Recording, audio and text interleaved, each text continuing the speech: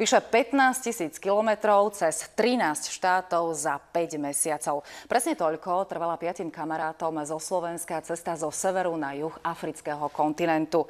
Na cestu sa vybrali netradične. Na mopede Java Pionier v považských strojárniach ho vyrábali už v 50. rokoch minulého storočia.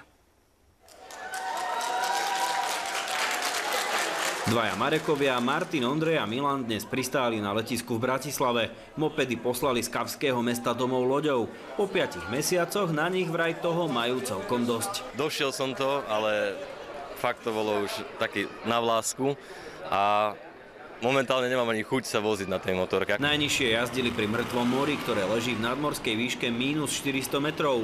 Najvyššie boli v Etiópii, keď zdolávali pohorie vysoké 3200 metrov. Podľa Mareka Slobodníka, rodáka z Banskej Bystrice, ktorý celú cestu vymyslel, tam dostali motorky zabrať najviac. To už bolo tak, že sme mali jednotku a ešte sme pomáhali nohami. A dakedy sme museli zosadnúť z motorky, mať jednotku a utekať vedľa motorky, to už vôbec nešiel ten Pionier. 5 muži hovoria, že si doniesli obrovské množstvo zážitkov, dobrých aj zlých. Sklamaním bola Etiópia, ktorá bola hlavným cieľom ich cesty. Na začiatku sme sa na ňu najviac tešili, že bude najlepšia, a v podstate bola najhoršia. Tam to bolo také najviac nebezpečné. My, ak sme v podstate na tých Pionieroch išli po tých kopcoch 20-30, tak hádzali po nás kamene, proste furt vykrikovali a to bolo celú Etiópiu.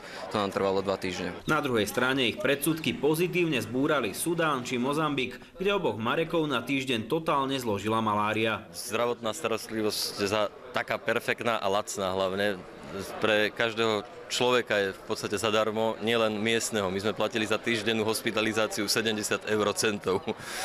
Takže ono to je fakt na vysokej úrovni. Pri otázke, čo bude ďalej, sa Marek iba potmehúcky usmeje. Pionier vraj na chvíľu odloží nabok. Už teraz má v hlave ďalší nápad, ten však zatiaľ nechcel prezradiť.